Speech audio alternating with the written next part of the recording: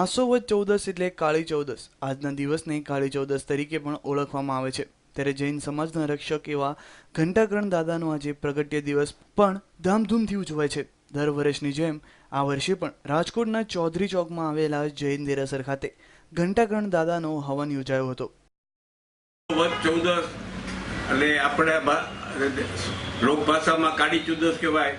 અમારે માટે જૈન ધર્મ માટે એક આરાધનાનું મહાન પર્વ છે.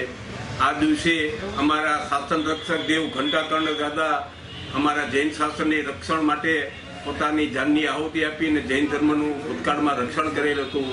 એની યાદગીરી રૂપે મહુડીમાં એનું મુખ્ય સ્થાન છે અને જ્યાં જ્યાં દેરાસરમાં ઘંટાકર્ણ દાદા ત્યાં આ દિવસે વર્ષમાં એક જ વાર અષ્ટપ્રકારી પૂજા એટલે સવારે પ્રક્ષાલ પૂજા, ચંદન પૂજા, પુષ્પ પૂજા, આરતી, મંગળ દીવો બધું થાય અને ત્યારબાદ સુખડી પ્રસાદ ધરવામાં આવે છે અને સુખડી પ્રસાદ સમાજના દરેક વર્ગોના માણસો એ સુખડી પ્રસાદ વાપરી શકે છે.